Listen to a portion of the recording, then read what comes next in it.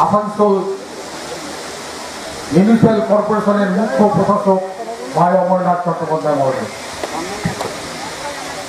উপস্থিত সকলকে আমার নমস্কার, প্রণাম। মঞ্চে রয়েছেন আমাদের সকলের নেতা, একসময় যিনি মহিশিলা সহ শিল্পাঞ্চলের নেতৃত্ব দিয়েছিলেন সেই শ্রী বিশ্বরঞ্জন বোস মহাশয়। উপস্থিত রয়েছেন বিগত দিনের মেম্বার মেয়র ইন কাউন্সিল এবং বর্তমান বোর্ডের 2 অ্যাডমিনিস্ট্রেটিভ মেম্বার অভিজিৎ ঘটক এবং পূর্ণশশী রায়।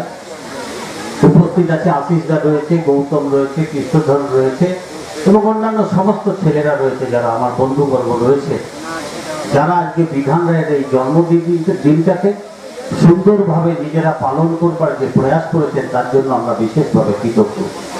আপনারা জানেন, সকলে আমাদের থেকে অনেক ভালো জানেন এই অঞ্চলে যারা বিশেষ করে বসবাস করেন যে তৎকালীন বিধান রায়ের কি ভূমিকা ছিল, ভারত সরকারের কি ভূমিকা ছিল। আপনারা সেই সময় এই উদ্বাস্তু অঞ্চলে এসে আমার থেকে আমার মাসিমা যেখানে বসে রয়েছেন উনি জানেন কি কষ্টের মধ্যেখানে সেই সময় ভারত যখন স্বাধীন হয়, সেই 1948 সালে বিধান রায় যে কথাটা বলেছিল যে থাকার জায়গা এবং খাবার ব্যবস্থা আমরা করে দেব, তো সেই কথা অনুযায়ী কিন্তু সেই সময় ভারতবর্ষের আর্থিক পরিস্থিতি খুবই খারাপ ছিল। তার মধ্যে কিন্তু বিধান রায় চেষ্টা করেছিলেন প্রত্যেক মানুষকে বাসস্থানের ব্যবস্থা করে দিতে এবং প্রত্যেক মানুষকে খাদ্যের ব্যবস্থা করে দিতে। উনি কলকাতা কর্পোরেশনের মেয়র হওয়ার পর থেকে ওনার মাথার মধ্যে এসেছিল যে যেমন ভাবে আমি চিকিৎসার জায়গায় প্রতিষ্ঠিত হয়েছি, ঠিক সেরকম ভাবেই বাংলার মা বোনেদের আমাদের প্রতিষ্ঠিত করতে হবে। সেই সময় তিনি মহিলা বাহিনী তৈরি করেছিলেন। এই মহিলা বাহিনীদের মধ্যেখান দিয়ে তিনি সেদিন বাংলাদেশ থেকে আগত সেই সমস্ত মানুষজন যারা শিয়ালদা স্টেশন, যাদবপুর, কোন জায়গায় মেঘালয়ের সিলেট নদীর পাশে, আসামে বিভিন্ন প্রান্তে, শিলিগুড়িতে বিভিন্ন প্রান্তে যেখানে বাংলাদেশ থেকে মানুষ আগত হয়ে এসেছিলেন, তাদের সেখানে সেই মহিলারা পাশে গিয়ে দাঁড়িয়ে তাদের কিভাবে সেই জায়গাগুলোকে বাসযোগ্য করে তুলবে তার ব্যবস্থা কিন্তু সেদিন করেছিলেন এই বিধান রায়ের নেতৃত্বে। তার জন্য পরবর্তীকালে অনেক সময় ভারতবর্ষের অন্য রাজ্যের নেতৃবৃন্দের সঙ্গে ভারতবর্ষের এই পশ্চিমবঙ্গের রাজ্যের অনেক মতভেদ হয়, কিন্তু বিধান রায় কারোর কথাই কর্ণপাত করেননি। বিধান রায় যেমন ট্যাক্সি চালক থেকে শুরু করে পূর্ব এশিয়ার সব থেকে বিখ্যাত ডাক্তার হয়েছিলেন, ঠিক সেরকম 8 টাকা মাইনেতে মেল নার্স হিসাবে কাজ করে এবং ট্যাক্সি চালিয়ে নিজের পড়াশোনা চালিয়ে এমআরসিপি এবং এফআরসিএস একসঙ্গে যে ডিগ্রি মাত্র 1200 টাকাকে সম্বল করে তিনি ফরেনে গিয়েছিলেন। বিধানচন্দ্র রায়ের মতন মানুষ বলেই কিন্তু পেরেছিলেন সেই সাহসিকতা জগিয়ে, এবং বাঙালি বলেই পেরেছিলেন সেই সাহসকে মনের মধ্যে রেখে যে না, আমাকে প্রতিষ্ঠিত হতে হবে, আমার পশ্চিমবঙ্গকে মুক্তি করতে হবে।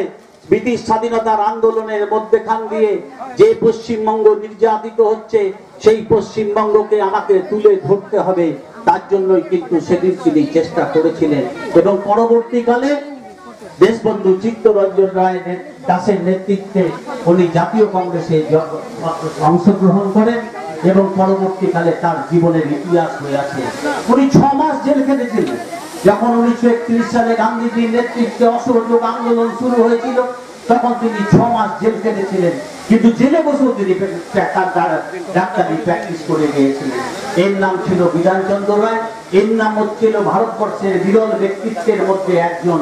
আমি আমার বক্তব্যকে দীর্ঘায়িত করব না, শুধু এটুকুই আপনাদের বলবো, এই সমস্ত মনীষী যারা ভারতবর্ষের কথা চিন্তা করে, যারা পশ্চিমবঙ্গের কথা যারা চিন্তা করে, তাদের কথার মধ্যেখান দিয়ে ভারতবর্ষের বাঙালির মনের মধ্যেখানে এই ভাব জাগিয়ে তুলতে হবে যে এই সমস্ত মনীষীদের যদি আমরা সম্মান করতে পারি এবং তাদের কৃতি কল্পের কথা আমরা যদি মানুষের কাছে তুলে ধরতে পারি, তাহলে কিন্তু আমাদের পরবর্তী প্রজন্ম শিখবে। এই সমস্ত মানুষকে সম্মান করে আমরা যেমন আজকে ধন্য হয়েছি, ঠিক আগামী দিনেও ঠিক সেরকম ভাবেই ধন্য হব, কারণ এদের কীর্তি অমর হয়ে আছে। এদের কীর্তি মানুষের মনের কানে এখনো জীবিকার অর্জনের জায়গা হয়ে আছে।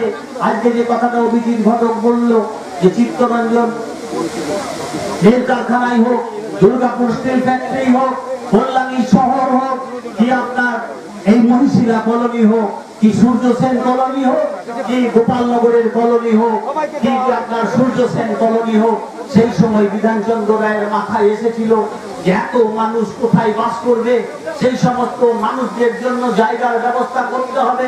তার জন্য তিনি সেই সমস্ত জায়গাগুলোকে সেই দিন জমিদারি প্রথাকে বিরুদ্ধে এবং জমিদারি প্রথার কাছ থেকে সেই সমস্ত জায়গা নিয়ে সেই সমস্ত মানুষদের মধ্যে ভাগ করে দিয়েছিলেন, যেটা পরবর্তীকালে মমতা বন্দ্যোপাধ্যায় পাট্টা এবং বিক্রির অধিকার দিয়ে আজকে আপনাদের এই মহিষিলাকে এক ব্যাপক পরিবর্তনের মধ্যেখানে এনে দিয়েছেন এবং তার মধ্যেখান দিয়ে আপনারা অনেকেই স্বাবলম্বী হয়েছেন, আর্থিকভাবে অনেকে সমৃদ্ধ হয়েছেন।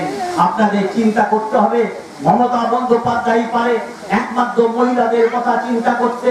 সেদিন বিধান রায় চিন্তা করেছিলেন মহিলা বাহিনী, আর আজকে মমতা বন্দ্যোপাধ্যায় চিন্তা করছেন মহিলা গোষ্ঠীদের নিয়ে, কিভাবে গোষ্ঠীর মধ্যেখানে মহিলারা আর্থিকভাবে সমৃদ্ধি হয়, তার জন্য বিভিন্ন রকম ভাবে বিভিন্ন সময় সমস্ত গোষ্ঠীকে একত্রিত করে এক এক জায়গায় প্রতিষ্ঠিত করার প্রয়াস করছে।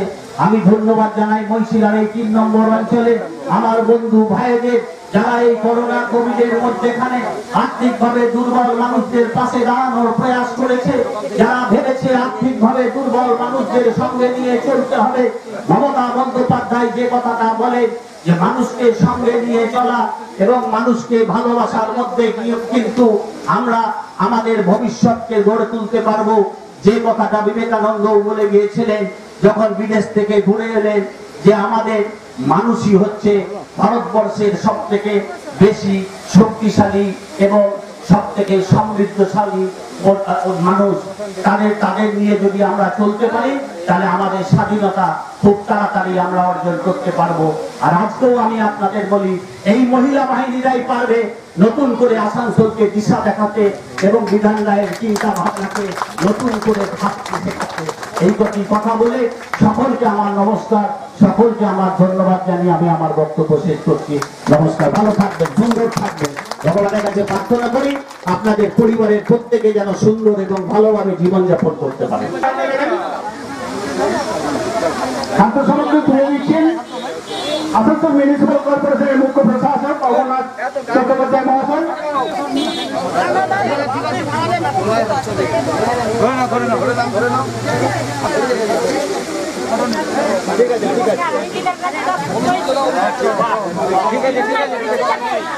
আমাদের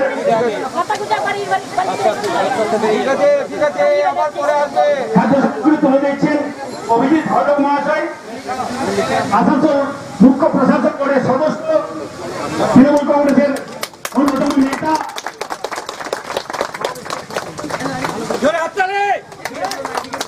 আমাদের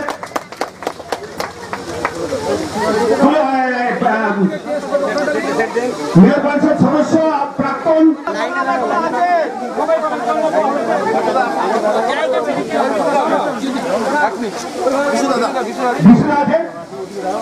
বিশুদা খাদ্য সামগ্রী তুলে দিচ্ছেন দুস্থ মানুষদের হাতে। প্রার্থনা তুলে দিচ্ছেন ঘোষদা আছেন।